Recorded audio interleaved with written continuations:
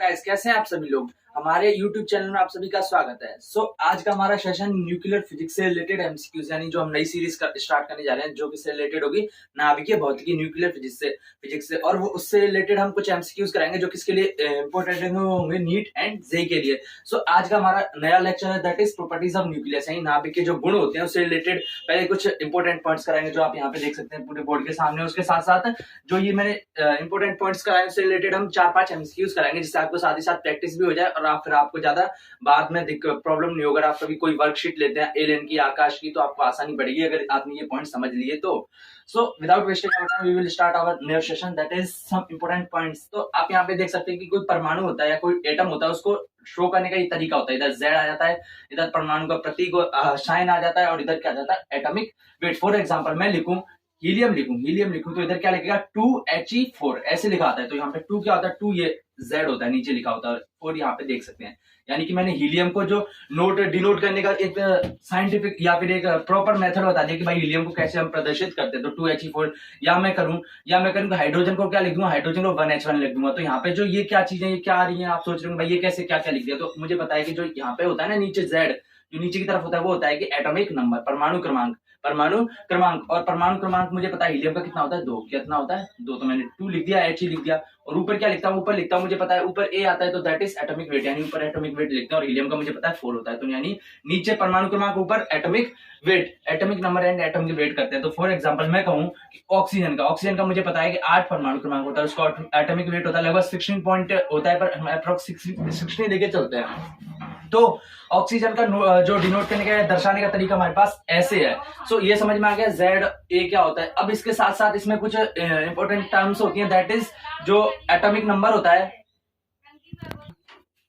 Guys Z क्या होता है एटॉमिक नंबर किसके बराबर होता है प्रोटॉन के बराबर। यानी जैसे मैं कहूं कि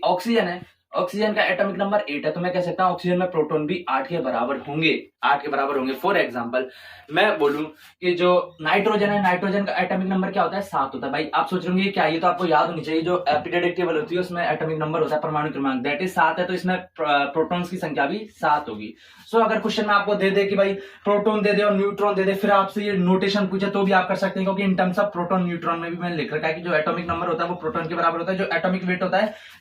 जो नाभिक होता है आप यहाँ पे देख सकते हैं न्यूक्लियस और ये इलेक्ट्रॉन से संबंधित मैंने सारी ढांचा स्ट्रक्चर मैंने मॉडर्न फिजिक्स में सब कुछ करा दिया। अब हमारा आता है उस न्यूक्लियस के अंदर, हम न्यूक्लियस के अंदर घुस रहे हैं।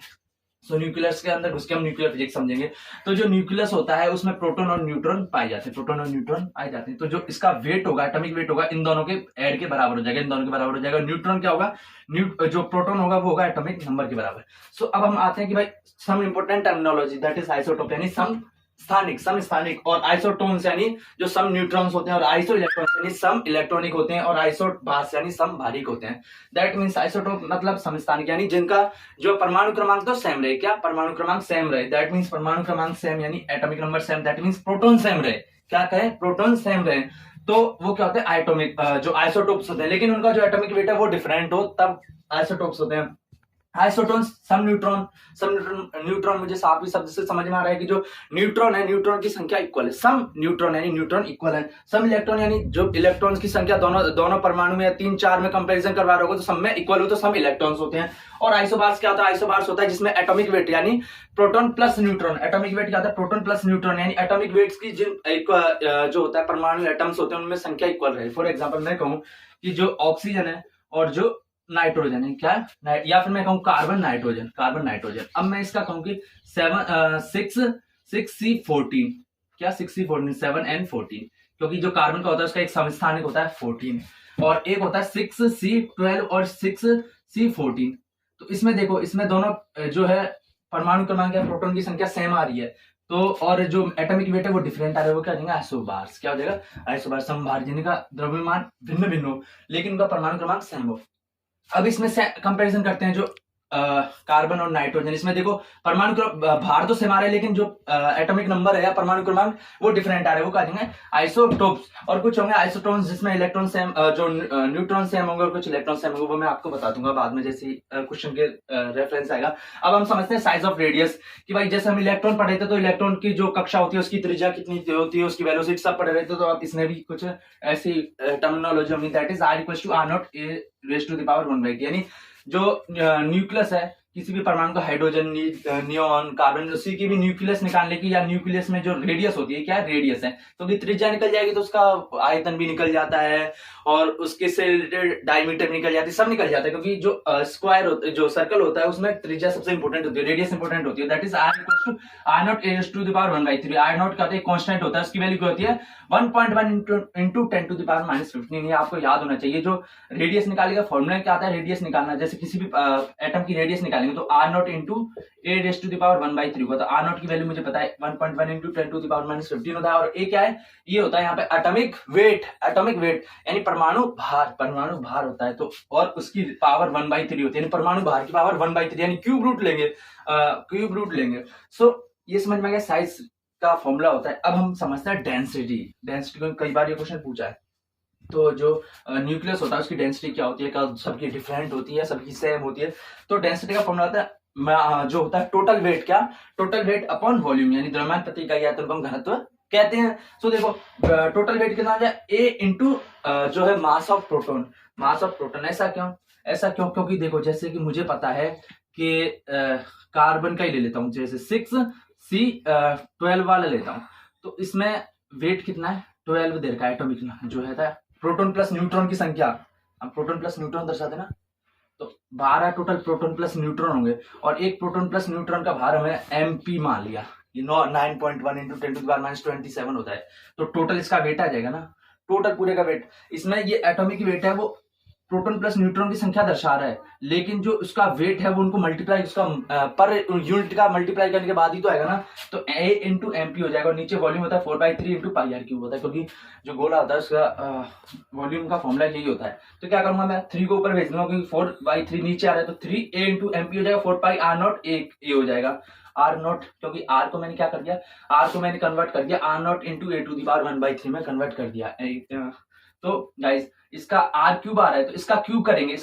तो क्या करेंगे, इधर भी क्यूब हो जाएगा और इधर भी क्यूब हो जाएगा, तो इसका क्यूब से 1/3 तो कैंसल आउट हो जाएगा। जैसे मैं इधर करके बता दूं, r इक्वल्स टू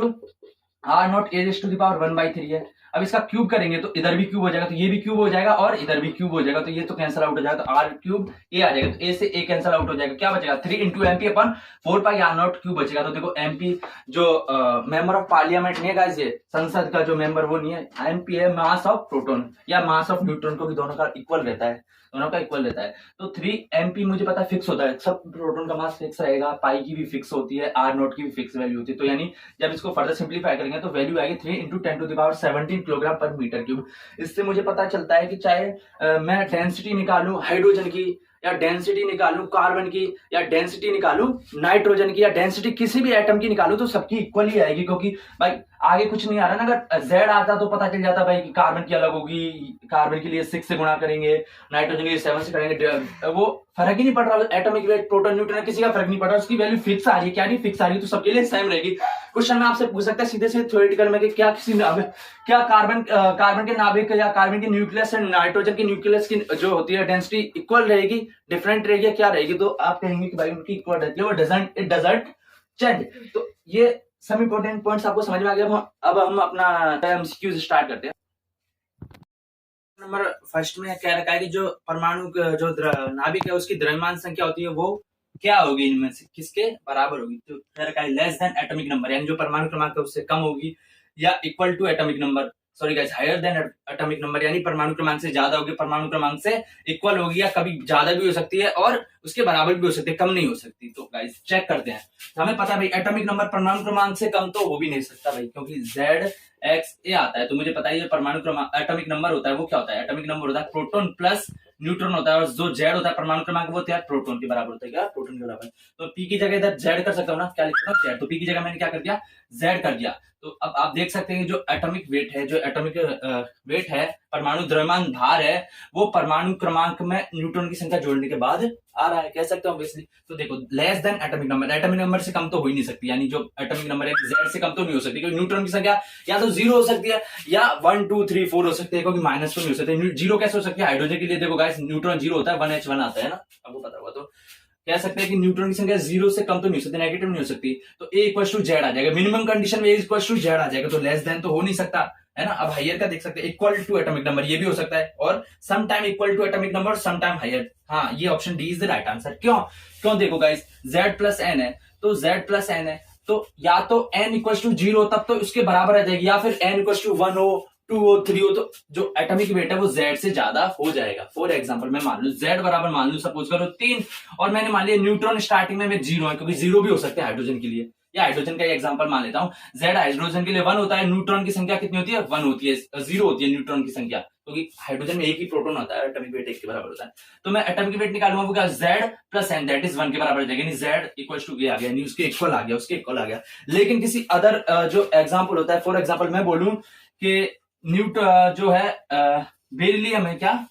या फिर लिथियम, लिथियम के लिए z मुझे पता है 2 होती है, z 2 होती है, और न्यूट्रॉन की संख्या 2 होती है, तो इसके लिए एटॉमिक वेट क्या आ जाएगा? 2 + 2 दैट इज 4, और हमें पता है 4 ही आता है, तो यानी उसके बराबर या उससे ज्यादा हो सकती है, उससे कम नहीं हो सकती। हायर देन भी हो सकती है, हायर देन भी हो सकती है, लेकिन विल बी ऑलवेज, हमेशा, इसका मतलब हमेशा। अगर हमेशा नहीं आता ना तो ये भी हो सकता है, हायर देन भी पॉसिबिलिटी, लेकिन हमेशा हायर देन ही होगी, हमेशा हायर देन ऑप्शन नहीं हो सकता, और हमेशा इक्वल भी नहीं हो सकता। हाँ, हमेशा या तो ज्यादा होगी या कम होगी, क्योंकि दोनों एक साथ आ गए ना, तो option D is the right answer. समझ में आ गया कैसे किया हमने? आप सीधे सीधे देख सकते हैं भाई, आप खुद ही दो एलिमेंट्स चूज कर लो, उसके हिसाब से कंपैरिजन कर लो कि हाइड्रोजन ले लो या फिर कोई सा भी ले लो, उसमें या तो इसके इक्वल आएगी एटॉमिक वेट, या उससे ज्यादा ही आएगा, कम नहीं आ सकता।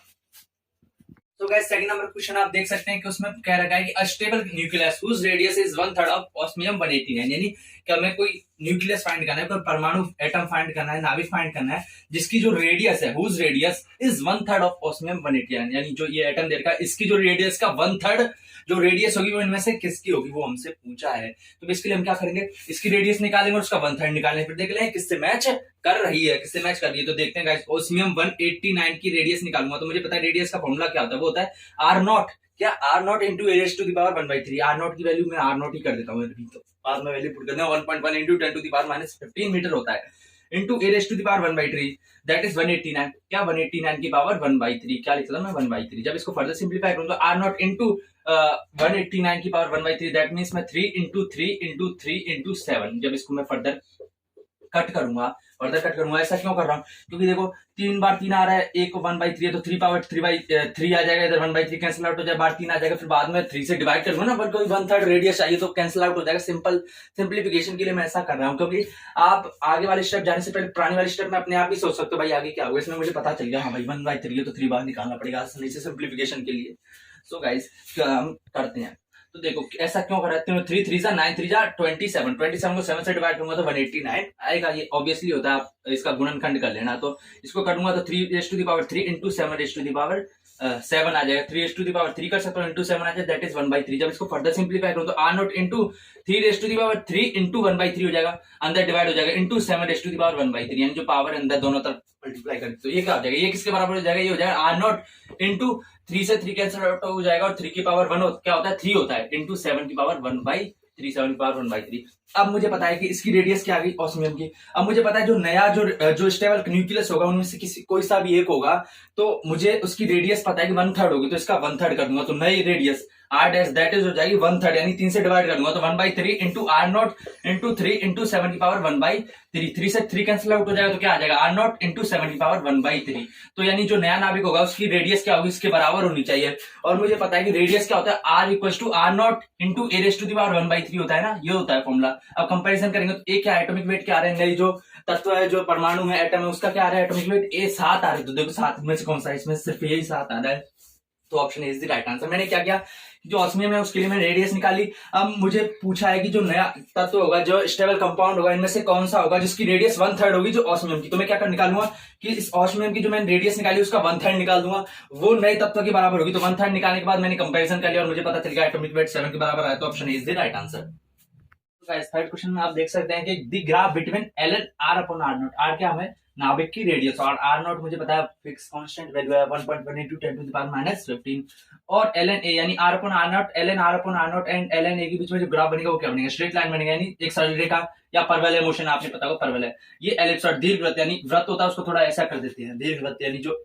अर्थ होती है वो दीर्घवृत्ताकार कक्ष में जो सन के राउंड लगाते हैं ना वो दीर्घवृत्त होता है। और नन ऑफ द अबव यानी इनमें से कौन सा जो है, इनमें से तीनों में से नहीं होगा। तो मैं निकालता हूँ कि R equal to R naught into A raise to the power 1/3 होता है, क्योंकि ये मैंने ऐसा इसलिए फॉर्मुला लगाया क्योंकि आर आर नॉट ए सी में आता है। तो मैं क्या करूंगा, आर अपॉन आर नॉट नीचे ले आऊंगा, क्योंकि आर अपॉन आर नॉट आ रहा है तो आर नॉट नीचे ले आऊंगा, तो r upon are naught that is a raise to the power 1/3। Is it clear students? R upon are naught आ रहा है तो मुझे इसी के तरह मेरे को चेंज करना है कि इसकी तरह बन जाए।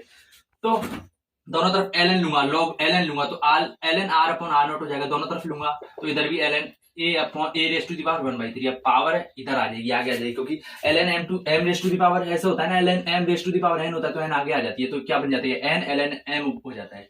तो अब इसको मैं क्या कर सकता हूँ, L N R upon are naught, L N R upon are naught, L N R upon are naught equal to 1/3 L N L N A. देखो ये सीधे स्ट्रेट लाइन बन गई, Y L N R upon are naught और L N A के बीच में कर रखा है तो इसको मैं वाई मानूंगा L N R upon are naught को, और इसको एल एन ए को मैं एक्स मानूंगा तो 1/3 एक्स, तो Y equal to M X, यानी इसका जो स्लोप होगी जो डाल होगी वो 1/3 के बराबर आ जाएगी, तो क्या हो जाएगा स्ट्रेट लाइन बन जाएगी। और पैराबोला अगर होता तो क्या आता है, पैराबोला का या तो जाता Y square equal to 4x या Y square equal to 4ax होता है, यानी स्क्वायर एक तरफ स्क्वायर होता है दूसरी तरफ एक सीधा 1 पावर में होता है, इधर दोनों तरफ 1 पावर आ रही है तो ये तो हो नहीं सकता। एलिप्सॉइड में दोनों तरफ Y square upon A square plus X square upon B square equal to 1 होता है ना, दैट मीन्स दोनों में 2 पावर आती और ऐड होते हैं, ऐसा नहीं आ रहा तो ये तो अपने आप हो गया, और स्ट्रेट लाइन का बना तो ये तो हो गया, तो ये तो अपने आप ही कैंसिल आउट होगा, तो option is the right answer. समझ में आ जाएगा। जब हम अगला क्वेश्चन लेते हैं,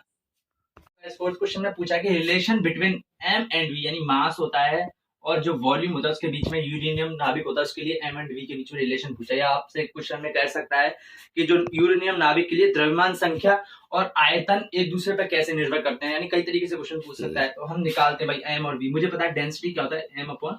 वी होता है, मास अपॉन आयतन होता है डेंसिटी। तो एम क्या कर दूंगा मैं, वी इंटू डी कर देता हूँ, वी इंटू डी कर सकता हूँ। तो इससे पता चल रहा है एम प्रोपोर्शनल टू वी होगा, क्यों इसीलिए होगा क्योंकि ये तो कांस्टेंट है, अगर इसकी कांस्टेंट नहीं होती तो सिर्फ इस पर निर्भर नहीं करता, इस पर भी निर्भर करता, जो मास है सिर्फ इस पे भी डेंसिटी पे भी निर्भर करता, लेकिन मुझे पता है जो डेंसिटी की वैल्यू होती है वो कांस्टेंट आती है, मैंने प्रूव करवा चुका हूं, तो ये तो कांस्टेंट है। तो कोई वो होता है जैसे y equals to M X होता है, m कांस्टेंट होता है तो y प्रोपोर्शनल टू x, यानी x बढ़ाएंगे y बढ़ेगी, तो इससे कह सकते हैं हम v बढ़ाएंगे तो m बढ़ेगा, तो option A is the right answer. हमने क्या किया, एक तो ये मेथड होता है, एक दूसरा भी कैसे सोच सकते हैं, m क्या होता है, m होगा जो एम जो प्रोटॉन की जो होता है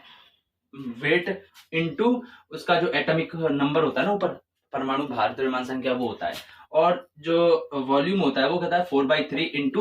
इंटू पाई आर क्यूब होता है, पाई आर क्यूब होता है। तो आर क्यूब को R naught cube into R naught cube into A raise to the power 1/3 into 3 करूंगा तो 1 आ जाता है। ये मैंने करवाया था, मैंने बेसिकली क्या करवाया था कि 4/3 इंटू पाई आर क्यूब होता है, पाई आर क्यूब को मैं R naught into A raise to the power 1/3 करूंगा, फिर इधर आर क्यूब आ रहा है तो उसका भी क्यूब निकल करूंगा तो ये आएगा। तो देख लो गाइस, इसकी ये तो कांस्टेंट होता है तो इसकी वैल्यू सपोज करो कुछ ना कुछ आएगी, जैसे आ गई k1 डैश आ गई इंटू ए आ गया, ये भी कांस्टेंट होता है इसकी एमपी, ये भी k2 डैश मान लेता हूं मैं इसको, k2 डैश इंटू ए। अब देख लो कि अगर मैं m बढ़ा रहा हूं इसका मतलब है कि मैं एटॉमिक वेट बढ़ा रहा हूं, एटॉमिक वेट बढ़ा रहा हूं, क्योंकि ये तो फिक्स है, ये तो पैटर्न ये जो है जो मास प्रोटॉन वो फिक्स है, ए बढ़ा रहा हूं तो अगर m बढ़ा रहा हूं मतलब a बढ़ा रहा हूं, और a बढ़ रहा है तो मुझे पता चल रहा है v भी ऑटोमेटिकली बढ़ेगा क्योंकि ये वैल्यू तो फिक्स होगी, यानी एक बढ़ रहा है तो दूसरा प्रोपोर्शनल में बढ़ेगा। देखो और वैसे भी कंपैरिजन कर सकते हो, तो option A is the right answer.